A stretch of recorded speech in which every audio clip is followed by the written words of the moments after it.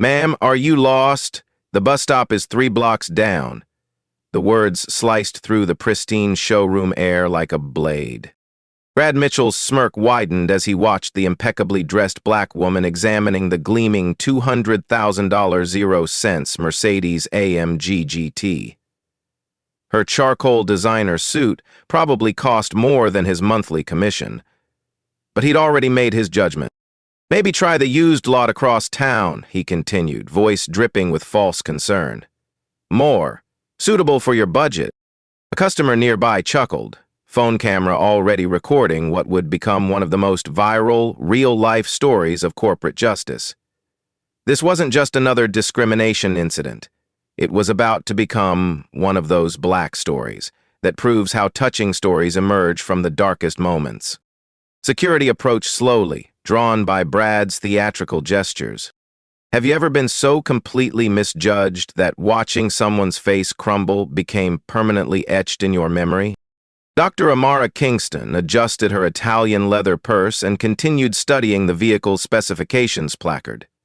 23 years building automotive empires had taught her patience. The Patek Philippe on her wrist read 2:17 p.m. She had exactly 27 minutes. Sir, I asked about the hybrid drivetrain efficiency ratings. Her voice remained steady, professional. Brad crossed his arms, speaking louder now for his growing audience. Look, I don't want to waste your time. These cars require proof of income, extensive credit checks, insurance verification. Behind him, customer Jenny Morrison continued her Instagram live session, originally meant to document her own car shopping experience. The viewer count climbed steadily. 847, 1,203, 2,891 people watching in real time. This is insane, Jenny whispered to her phone. This woman is dressed better than everyone here, asking intelligent questions, and they're treating her like, is there a problem here? Manager Jerry Hoffman materialized beside Brad, his tone suggesting Amara was the source of any disturbance. The showroom's atmosphere shifted. Other customers abandoned their conversations, gravitating toward the spectacle. Phones emerged from pockets like weapons drawn for battle. No problem, Amara replied.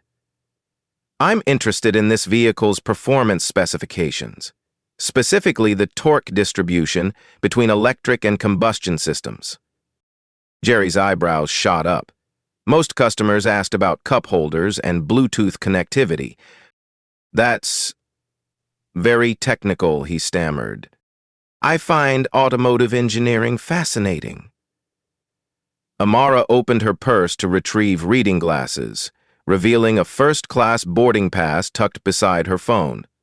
The destination, Frankfurt. Today's date. Brad noticed, but misinterpreted. Flying somewhere nice? Business. The word carried weight he couldn't grasp. Jenny's live stream exploded with commentary. Viewers recognized the signs Brad missed, the subtle confidence, the technical vocabulary, the calm authority radiating from someone accustomed to boardrooms, not showrooms. 22 minutes, Amara noted, checking her watch again. 22 minutes for what? Jerry asked. My next appointment. Security guard Mike Rodriguez hovered nearby, radio crackling with updates from the corporate office. Something about elevated social media activity and brand monitoring alerts. Brad's confidence wavered slightly. He'd built his reputation on reading people, identifying serious buyers versus tire kickers. But this woman's questions were too specific, too informed. Ma'am, these vehicles start at $180,000, 0 cents. The fully loaded models exceed $220,000, 0 cents. That's before taxes, financing, insurance. I'm aware of automotive pricing structures. Amara's interruption was gentle but firm. Her phone buzzed. The caller ID read David Chen, CFO. She declined the call. Popular today, Jerry observed with false joviality. Board meeting preparation. She offered no elaboration. The words hung in the air like an undetonated bomb. Board meetings weren't typical Saturday afternoon activities for most people. But Brad had committed to his narrative. Ma'am, I think there's been a misunderstanding. This is a premium European automotive boutique. We serve a very specific clientele with verified financial credentials. Jenny's viewer count hit 8,432. Comments flooded the screen. This is disgusting. Someone identify this dealership. That woman is handling this better than I would. Car dealership drama. Amara examined the vehicle's interior, running her fingers along the carbon fiber trim. Hand-laid carbon weave. Autoclave cured. BMW's Regensburg facility. Correct? The specificity stunned Jerry into silence. Few people knew manufacturing details that precise. How do you... Industry knowledge. Amara's smile revealed nothing. Brad regrouped, emboldened by growing audience attention. Knowledge is great, but this business runs on capital verification.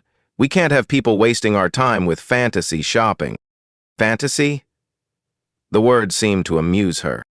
18 minutes, she noted. The European sales consultant, Klaus Weber, approached hesitantly. He'd been observing from across the showroom, increasingly uncomfortable with the interaction's tenor. Entschuldigen Sie, sprechen Sie Deutsch? He asked tentatively. Fließend. Ich habe 5 Jahre in München gearbeitet. Amara replied without hesitation, her German flawless and accent-free. Klaus's jaw dropped. Brad stared blankly, understanding neither the question nor response. You worked in Munich? Klaus switched to English, his voice respectful. BMW headquarters, Strategic Partnerships Division. She paused. Wonderful city. The revelation hit Klaus like lightning. BMW Strategic Partnerships Division dealt with automotive suppliers, manufacturing contracts, and corporate acquisitions. Only senior executives worked there. Jenny's live stream viewer count surged past 15,000. The comments shifted from outrage to anticipation. Something big is happening here. This woman knows way too much. Plot twist incoming. Brad, oblivious to the undercurrents, pressed forward. Ma'am? I'm going to have to ask you to either provide financial documentation or consider other options more suited to your situation. My situation? Amara's voice remained calm, but something steel-like entered her tone. 14 minutes. Jerry's radio crackled again. This time, the voice was urgent. Code yellow. Corporate monitoring social media incident. Advise immediate de-escalation. He glanced at the growing crowd, the phones recording, the tension building like storm pressure. Perhaps we could discuss this privately, he suggested. No need for privacy. Amara's response was firm. Transparency serves everyone's interests. Her phone rang again, same caller. This time, she answered. David, I'm still at the dealership. Execute preliminary research on acquisition target Alpha 7. Full financial analysis. Yes, I'll call you back. She hung up, noticed everyone staring. Sorry. Business never stops. Brad's confidence finally cracked. Acquisition targets weren't typical consumer terminology. What kind of business are you in? He asked. Amara smiled. Automotive. General Manager Susan Torres received the emergency call while reviewing quarterly performance reports in her corner office. Her assistant's voice trembled with barely controlled panic. Ma'am, we have a situation developing on the showroom floor. Corporate's brand monitoring system is lighting up. Something about viral social media content originating from our location. Susan's blood pressure spiked.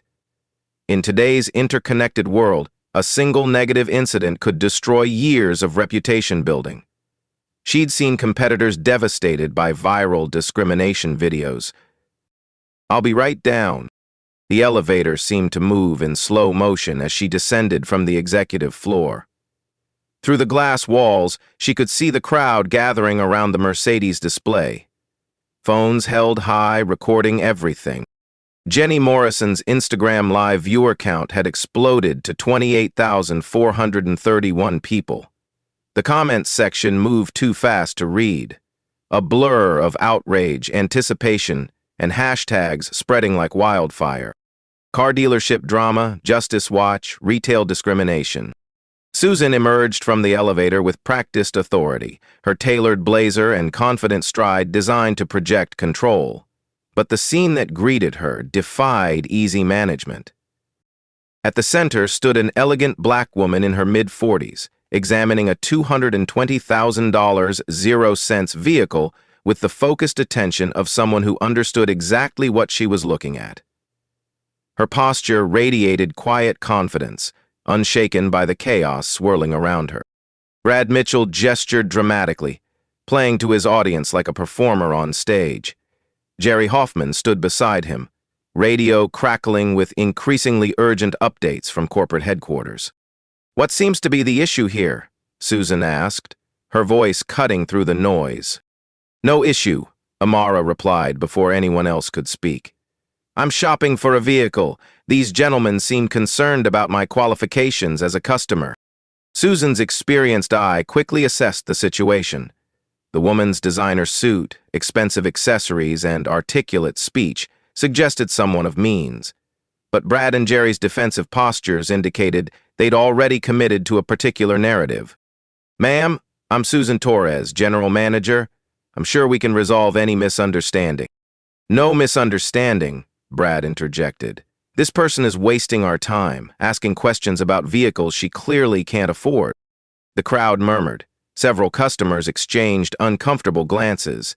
Klaus Weber, the European consultant, looked mortified. 10 minutes, Amara noted, checking her watch again. 10 minutes until what? Susan asked. "My conference call begins." Susan's business instincts screamed warnings. Saturday afternoon conference calls weren't typical consumer behavior. Neither was the calm, almost amused way this woman handled obvious disrespect. Jenny's live stream hit 34,992 viewers. She rotated her phone to capture different angles, her whispered commentary providing real-time narration for thousands of invested observers. The general manager just showed up. This woman keeps checking her watch. Something big is about to happen. "Ma'am," Susan said carefully, "what specific vehicle interests you?" "The AMG GT63S. I have questions about the hybrid system, integration and performance metrics. Technical questions. Specific model knowledge." Susan's anxiety increased. "Those are very sophisticated vehicles," she replied diplomatically. "I'm aware. That's why I'm asking sophisticated questions." Brad laughed mockingly. Sophisticated questions from someone who probably takes the bus to work. The crowd's energy shifted. What had been curious observation became uncomfortable tension. Several customers looked away, embarrassed by association. Amara's phone buzzed with a text message. She glanced at the screen, smiled slightly, then looked directly at Susan. "Ms. Torres, I understand your employees' concerns about customer qualification. Perhaps we could discuss this more privately." "Actually," Brad interrupted, "I think everyone here deserves to understand what's happening. This is a premium establishment, not a public showroom for window shopping." The words hung in the air like a challenge. Jenny's viewer count surged past 42,000. Comments flooded in faster than the app could display them. Susan felt control slipping away. Every instinct told her to de-escalate immediately, but Brad's public stance made retreat difficult without appearing to contradict her own employee. "Sir," she addressed Brad carefully, "perhaps we should—" "6 minutes, Amara announced. Her phone rang. This time, the caller ID read simply, "Boy." She answered immediately. "Yes, I understand. The acquisition parameters are acceptable. Proceed with Phase 1 due diligence. I'll join the call shortly." She hung up, studied the faces around her with new intensity. Phase 1 due diligence? Susan repeated weakly. Business terminology. Amara's explanation offered no comfort. Security guard Mike Rodriguez approached Susan, speaking quietly but urgently. Ma'am, corporate's calling every 5 minutes. Social media monitoring shows this incident trending nationally. They want immediate resolution. Susan's worst fears materialized. National attention meant corporate intervention, which meant her regional management position faced scrutiny. Ma'am, she addressed Amara with forced professionalism, I apologize for any inconvenience. Perhaps we could start over? No need to start over. Amara's response was matter of fact. I asked specific questions about a specific vehicle. Your staff made assumptions about my qualifications. Those assumptions appeared to be driving their responses. Assumptions, Jerry finally spoke. We follow standard protocols for customer qualification. Standard protocols? Amara's eyebrow arched slightly. Interesting phrase. Klaus Weber could no longer remain silent. Entschuldigung, who, but this lady clearly understands automotive engineering. Her questions are quite sophisticated. Brad whirled on him. Don't encourage this circus. Circus? Amara repeated. Mr. Mitchell, Brad Mitchell, Senior Sales Associate.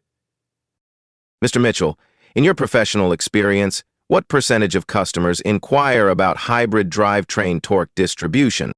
The question caught him off guard. That's not typical. No, it's not. It suggests someone with industry knowledge, doesn't it? Susan felt the conversation spiraling beyond her control. Corporate guidelines were clear.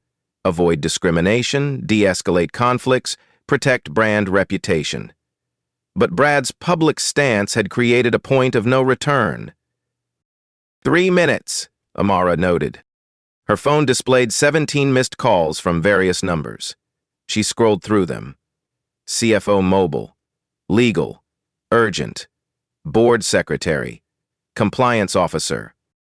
The sheer volume of missed calls from corporate-sounding contacts didn't escape Susan's notice. Ma'am, you seem to be quite busy today, she observed. Saturdays are often the most productive days for strategic planning. Amara paused. Fewer interruptions from routine operations. Strategic planning. Corporate terminology again. Susan's executive training kicked in, recognizing language patterns that suggested business leadership experience. Jenny's live stream peaked at 48,127 viewers.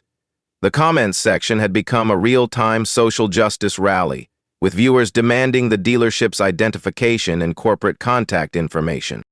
This is about to get real. Someone's about to get schooled. That woman is way too calm. Justice is coming. 1 minute, Amara announced. She walked calmly to the center of the showroom, positioning herself where everyone could see and hear clearly. The crowd instinctively formed a circle around her, phones raised like torches at a medieval gathering. Ladies and gentlemen, she began, her voice carrying easily across the space, I believe it's time for some clarity. Her phone rang exactly on schedule. The caller ID read, Conference Bridge, Board Meeting. She answered, her voice shifting into executive mode. David, I'm ready to proceed. Please connect me to the full board. She looked directly at Susan Torres, smiled with quiet authority, and spoke words that would change everything. Execute authorization code Delta 7. Full acquisition protocols. Immediate implementation. The showroom fell silent except for the soft hum of overhead lighting and the distant rumble of traffic outside. Even Jenny's live stream chat seemed to pause, as if 51,000 viewers collectively held their breath. Susan Torres felt her world tilt off its axis. Acquisition protocols weren't customer terminology. They were corporate executive language, spoken by people who bought companies, not cars. David, confirm the preliminary financial analysis is complete. Amara continued into her phone, her voice carrying the unmistakable authority of someone accustomed to giving orders worth millions of dollars. Brad Mitchell's smirk finally faltered.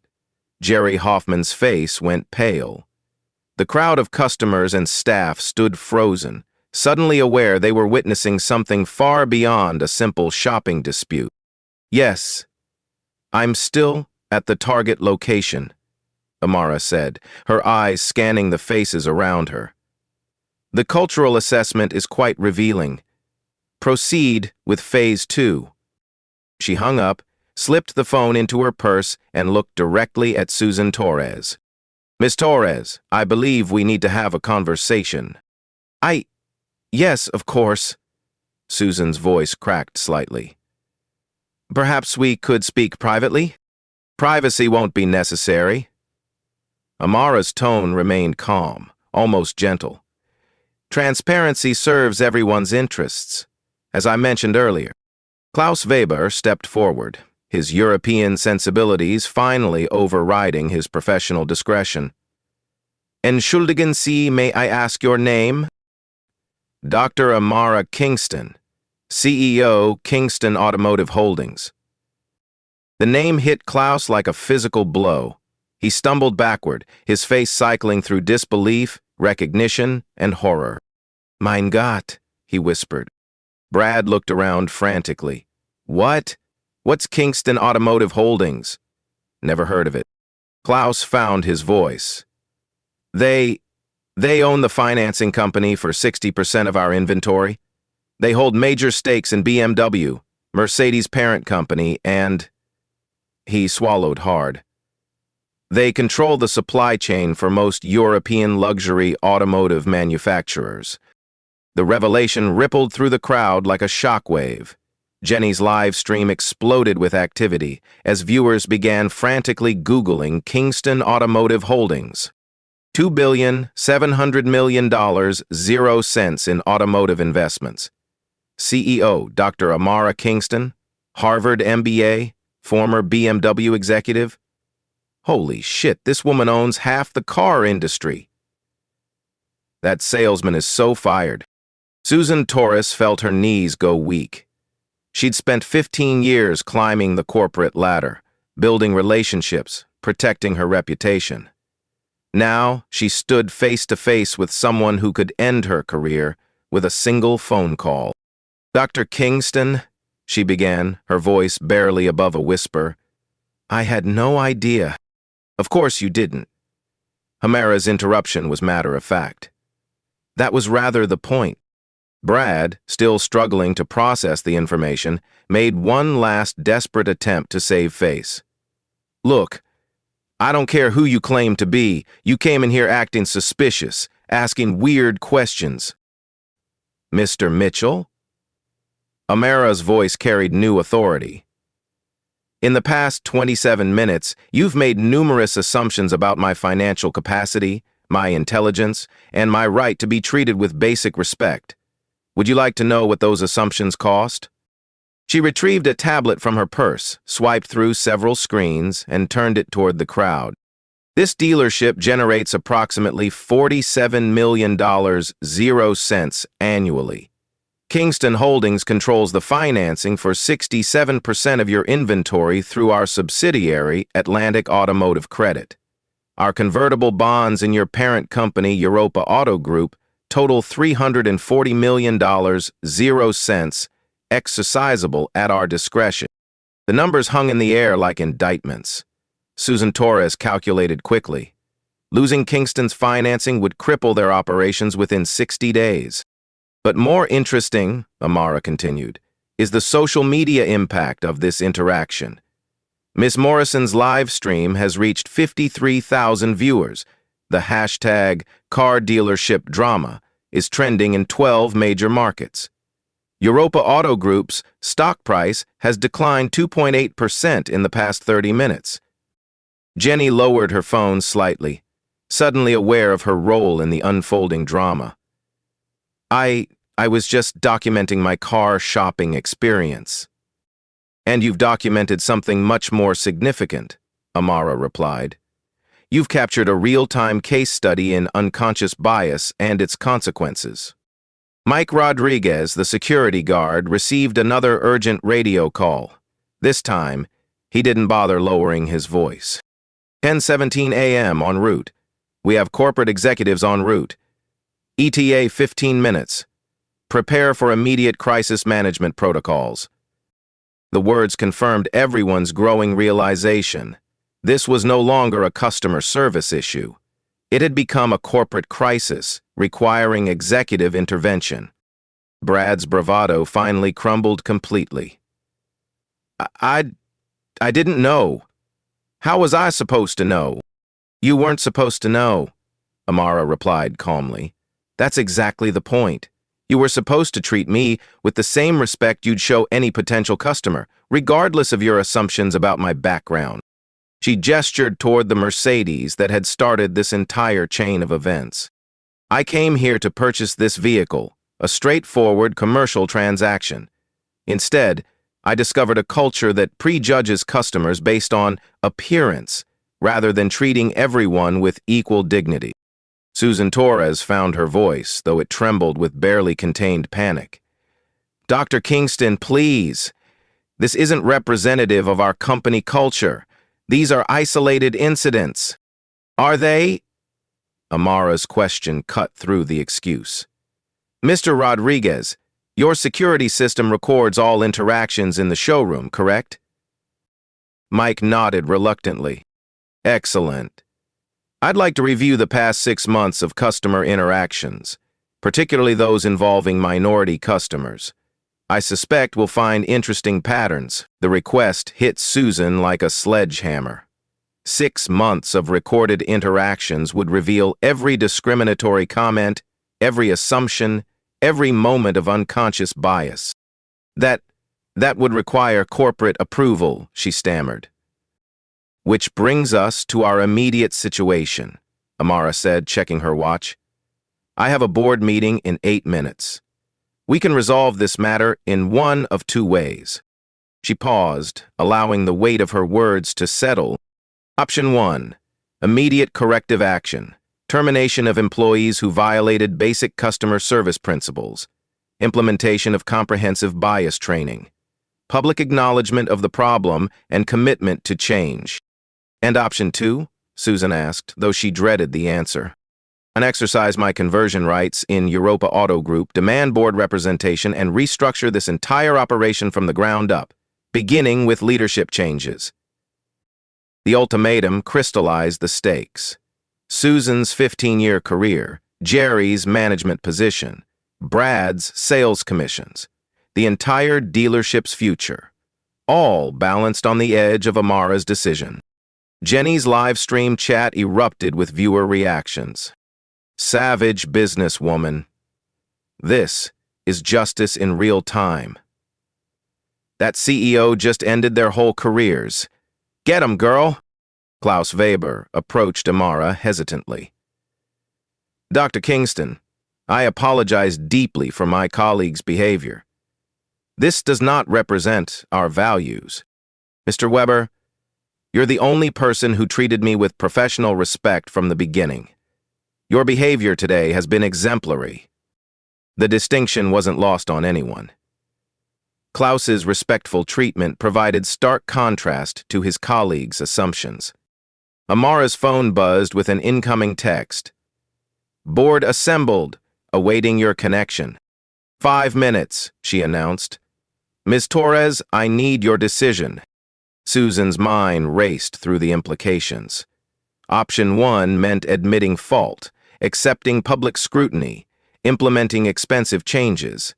Option 2 meant corporate takeover, guaranteed job loss, complete restructuring. I need to call corporate headquarters, she said desperately. Corporate headquarters is aware of the situation, Amara replied. Europa Auto Group's board received my preliminary report 20 minutes ago. They're waiting for your response. The statement revealed the full scope of Amara's influence. She hadn't just documented the incident. She'd already initiated corporate-level discussions about consequences. Brad Mitchell finally grasped the magnitude of his mistake. Dr. Kingston, I apologize.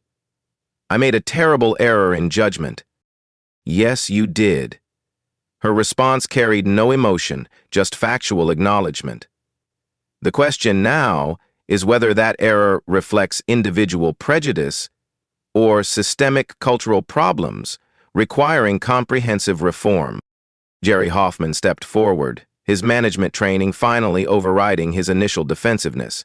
Ma'am, what specific changes would you recommend? Comprehensive bias training for all customer-facing staff. Revised customer service protocols emphasizing equal treatment regardless of appearance. Regular audits of customer interactions. And immediate consequences for discriminatory behavior. The requirements were reasonable, professional, and absolutely non-negotiable. 3 minutes, Amara noted. Susan Torres realized she had no choice. Corporate headquarters was watching. Social media was documenting everything. And the most powerful person in automotive finance was offering a path forward. Dr. Kingston, we accept option 1, full implementation of your recommendations. Amara nodded. Excellent. I'll need written confirmation within 24 hours. And Mr. Mitchell? Brad looked up hopefully. You're terminated, effective immediately. The private conference room above the showroom had hosted hundreds of mundane business meetings, but nothing approaching the gravity of this moment. Floor-to-ceiling windows offered a panoramic view of the city, while the polished mahogany table reflected the tension etched on every face. Susan Torres sat at the head of the table, her 15 years of management experience suddenly feeling inadequate. Jerry Hoffman occupied a chair along the side, his regional manager authority stripped away by circumstances beyond his control. Klaus Weber had been invited to participate, his respectful behavior earning him a reprieve from the corporate reckoning. Dr. Amara Kingston entered the room, carrying herself with the quiet authority of someone accustomed to boardrooms where billion-dollar decisions were routine. She placed her tablet on the table, connected to the room's presentation system, and initiated a video conference that would determine the fate of everyone present. The wall-mounted screen flickered to life, revealing the Europa Auto Group's executive team assembled in their Frankfurt headquarters. CEO Heinrich Volker looked exhausted despite the early evening hour in Germany. Chief Legal Officer Margaret Chen appeared grim, her laptop displaying real-time social media analytics. Chief Financial Officer David Reyes had multiple spreadsheets open, calculating the potential cost of this crisis. Dr. Kingston, Heinrich began, his English carrying a slight accent. We appreciate you taking time to address this situation directly. Time is precisely what we need to discuss, Amara replied, her voice carrying across the conference bridge with crystal clarity. In the past 47 minutes, your dealership has generated approximately $2,300,000, 0 cents, in negative publicity exposure, based on current social media reach and advertising equivalency calculations. She touched her tablet, displaying real-time analytics on the conference room screen. The numbers were staggering. 127,000 live stream viewers, 847,000 hashtag mentions, trending status in 37 metropolitan markets. More significantly, she continued, Europa Auto Group's stock price has declined 3.7% since this incident began trending. That represents approximately $89 million, 0 cents, in market capitalization loss. David Reyes winced visibly. As CFO, he understood that such losses could trigger SEC scrutiny and shareholder lawsuits. Dr. Kingston, Margaret Chen interjected, while we regret this incident, surely market fluctuations are directly correlated to brand reputation incidents, Amara finished. I have Goldman Sachs analysis showing that automotive sector discrimination controversies typically result in 4 to 7% stock price declines, sustained over 6 to 8 weeks. She paused, allowing the implications to sink in.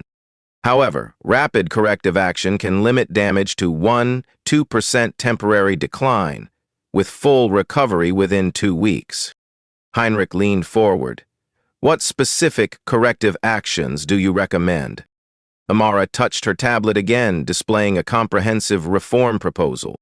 Immediate termination of Brad Mitchell for discriminatory customer treatment, suspension and mandatory bias training for Jerry Hoffman, implementation of company-wide customer service protocols emphasizing equal treatment, quarterly diversity audits across all dealership locations, and $50,000, 0 cents, contribution to minority business development programs. The requirements were specific, measurable, and designed to demonstrate genuine commitment to change rather than superficial damage control. Susan Torres found her voice.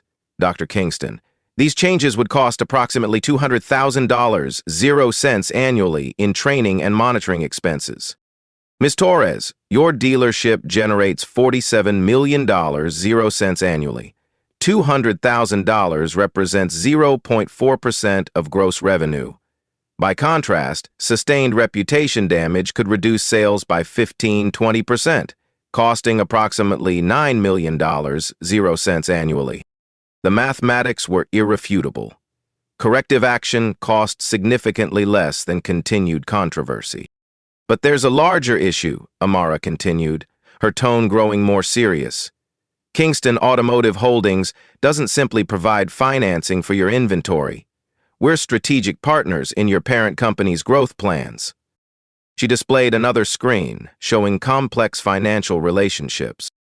Our convertible bonds in Europa Auto Group total $340 million, 0 cents, exercisable at our discretion.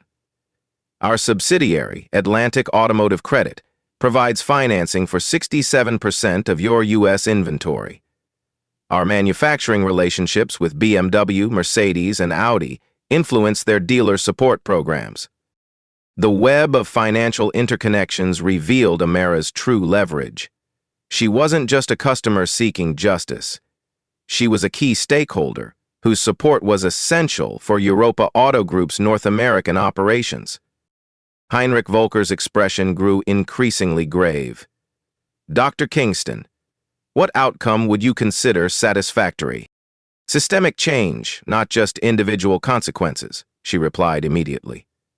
This incident reveals cultural problems that extend beyond one dealership, one manager, or one sales associate. She stood, walked to the window overlooking the showroom floor where Jenny Morrison continued her live stream documentation. Mrs. Morrison's video has been viewed 2.1 million times across multiple platforms. The comments reveal thousands of similar experiences from customers who faced discrimination at automotive dealerships nationwide. This isn't an isolated incident. It's a symptom of industry-wide cultural problems. Margaret Chen pulled up her own analytics. Our brand monitoring shows similar incidents at 17 other Europa Auto Group locations in the past 18 months. The revelation confirmed Amara's assessment. This wasn't about one dealership's failure, but about systemic issues requiring comprehensive reform. Which brings us to my final requirement, Amara said, returning to her seat. I want board representation. The conference room fell silent. Heinrich Volker exchanged glances with his fellow executives, understanding that Amara was proposing to transform from external critic to internal reformer. Board representation would give you significant influence over corporate policy, David Reyes observed carefully. Exactly. Influence sufficient to ensure these changes are implemented consistently across all locations, not just in response to viral social media incidents. Klaus Weber, who had remained silent throughout most of the discussion, finally spoke. Dr. Kingston, from my perspective as someone who witnessed today's events, your requirements seem both reasonable and necessary. His support carried weight as the only dealership employee who had behaved professionally throughout the crisis. Mr. Weber raises an important point, Amara agreed. Individual accountability matters, but systemic change requires institutional commitment. She touched her tablet once more, displaying a final screen showing detailed implementation timeline. I propose a 6-month pilot program. Immediate implementation of bias training and customer service protocols at this location. Quarterly progress reviews. If results demonstrate genuine culture change, we expand the program to all Europa Auto Group dealerships. Heinrich leaned back in his chair, calculating the implications. Board representation for Amara would bring automotive industry expertise and significant financial resources. But it would also mean ongoing scrutiny and accountability for diversity initiatives. "And if we decline your proposal?" he asked. "I exercise my conversion rights, demand immediate board seats through our existing bond holdings, and implement changes through corporate governance rather than voluntary cooperation." The alternative was corporate warfare, expensive, disruptive, and ultimately less favorable to Europa Auto Group's current leadership. Margaret Chen spoke quietly with Heinrich in German, their conversation rapid and intense. After several minutes, Heinrich nodded. "Dr. Kingston, we accept your proposal. Board representation, comprehensive reform program, and immediate implementation of corrective measures." Amara smiled for the first time since entering the dealership. "Excellent. I'll have our legal team draft the formal agreements." She paused, looking directly at Susan Torres. "Mrs. Torres, you'll remain as general manager, but with expanded responsibilities for diversity initiatives. Consider this an opportunity to demonstrate leadership in cultural transformation." Susan felt a mixture of relief and trepidation. Her job was safe, but her future performance would be closely monitored by someone with the power to reshape her entire industry. "Mr. Hoffman, you'll participate in executive bias training and serve as regional coordinator for the new customer service protocols. Your experience will be valuable in identifying potential implementation challenges." Jerry nodded gratefully, understanding that his suspension was temporary and his future remained viable. "And Mr. Mitchell?" Heinrich asked. "Terminated immediately, with documentation of discriminatory behavior in his permanent employment record," Amara replied without hesitation. "Some actions require clear consequences." The video conference ended with handshakes, signed agreements, and commitments that would reshape customer service practices across one of the world's largest automotive retail networks. As the executives departed, Amara remained in the conference room, looking down at the showroom where Jenny Morrison was concluding her live stream with a summary of the unprecedented events she'd documented. From discrimination to corporate reform in under 2 hours. It was, she reflected, exactly the kind of transformation that required both individual courage and institutional power to achieve. 6 weeks later, the transformation was visible from the moment customers entered Europa Auto Group dealerships. Gone were the subtle hierarchies that had previously determined who received premium service. In their place stood a systematically redesigned customer experience that treated every visitor as a valued potential client. Brad Mitchell's termination had been swift and absolute. His final paycheck included a notation that would follow him to any future automotive employer: terminated for discriminatory customer treatment. The industry's tight-knit network ensured the information traveled quickly, effectively ending his career in luxury automotive sales. Jerry Hoffman emerged from his mandatory bias training as an unexpected champion of reform. His transformation from defensive manager to diversity advocate proved that people could change when given proper education and motivation. He now led monthly workshops for regional managers, sharing hard-earned insights about unconscious bias and its business costs. The most valuable lesson, he told a gathering of Europa Auto Group executives, was understanding that respect isn't earned by customers. It's owed to them from the moment they walk through our doors.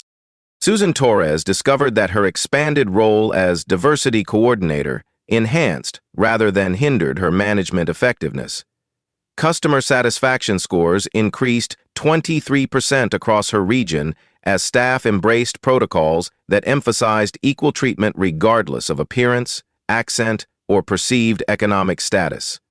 The monitoring system Dr. Kingston had requested proved invaluable. Customer interaction recordings revealed patterns that had been invisible to traditional management oversight. Staff members who consistently provided respectful service to all customers received recognition and advancement opportunities. Those who showed discriminatory tendencies received additional training or, in persistent cases, termination. Klaus Weber's career flourished under the new system. His consistent professionalism, regardless of customer demographics, made him a natural mentor for newer employees. He developed a training module based on his European experience, emphasizing that luxury service meant treating every customer with dignity and respect. The financial impact exceeded all projections. Europa Auto Group's stock price not only recovered but reached new highs as investors recognized the company's proactive approach to diversity and inclusion. The reforms attracted positive media coverage, customer loyalty, and top-tier talent who wanted to work for an organization with demonstrated values. Dr. Kingston's board appointment brought immediate credibility to Europa Auto Group's transformation efforts. Her quarterly presentations to shareholders included detailed metrics showing the correlation between respectful customer service and increased sales performance.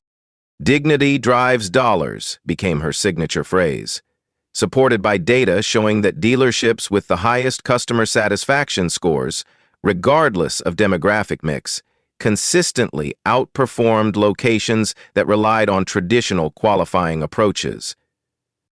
The $50,000 0-cents contribution to minority business development programs generated unexpected returns. Several program participants became Europa Auto Group customers, bringing friends and family members who had previously avoided luxury automotive dealerships due to past negative experiences. Jenny Morrison's live stream had become a case study in business schools across the country. Her accidental documentation of discrimination and subsequent corporate transformation illustrated how social media accountability could drive positive institutional change. "I just wanted to buy a car," she reflected in follow-up interviews. "I never imagined I'd document a complete corporate culture transformation." The ripple effects extended throughout the automotive industry. Competing dealerships, aware of Europa Auto Group's improved performance metrics, began implementing similar customer service protocols. What started as crisis management became competitive advantage, then industry standard. Most significantly, the changes proved sustainable. Monthly audits showed consistent improvement in customer satisfaction across all demographic categories. Staff turnover decreased as employees appreciated working in an environment that valued professionalism over prejudice. The Mercedes-AMG GT63S that had sparked the entire controversy was eventually purchased by Dr. Kingston, delivered with full ceremony by Klaus Weber. The transaction was professional, respectful, and utterly routine, exactly as it should have been from the beginning. 3 months after that transformative Saturday afternoon, Europa Auto Group had become an industry leader in customer service excellence. The changes initiated by Dr. Amara Kingston's unwavering response to discrimination had created a template for corporate accountability that extended far beyond automotive retail. The personal cost of prejudice became clear through Brad Mitchell's trajectory. Unable to secure employment at any major automotive dealership, he eventually found work selling used cars at a small independent lot. His income dropped by 70%, his reputation was permanently damaged, and his career in luxury automotive sales ended completely. Jerry Hoffman's transformation proved more inspiring. His leadership in diversity training programs earned him promotion to Regional Operations Director, with responsibility for implementing customer service excellence across 12 dealership locations. His personal journey from defensive manager to diversity champion demonstrated that accountability could lead to growth rather than punishment. Susan Torres thrived in her expanded role, eventually earning promotion to Corporate Vice President of Customer Experience. Her success illustrated how crisis could become opportunity for leaders willing to embrace change rather than resist it. Klaus Weber was promoted to sales manager, his respectful professionalism serving as the gold standard for customer interactions. His European perspective on luxury service, focused on dignity rather than discrimination, became the foundation for company-wide training programs.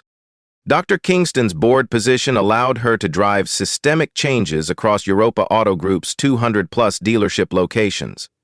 Customer satisfaction scores increased 31% company-widely, while sales performance reached record levels, as word-of-mouth recommendations replaced the anxiety many customers had previously felt when shopping for luxury vehicles. The broader impact resonated throughout American retail culture. The Kingston Standard became shorthand for customer service approaches that prioritized respect over assumptions. Business schools added her case study to their curricula, illustrating how individual courage combined with institutional power could drive meaningful social change. Jenny Morrison parlayed her accidental documentation into a career as a social justice advocate, using her platform to highlight discrimination in retail environments and celebrate businesses that demonstrated genuine commitment to equal treatment. The transformation proved that touching stories of justice don't require violence, public humiliation, or revenge fantasies. Real change comes from holding people accountable while providing pathways for growth and improvement. These are the real-life stories that matter most, not because they confirm our anger about discrimination, but because they demonstrate how Black stories of resilience can inspire systemic transformation.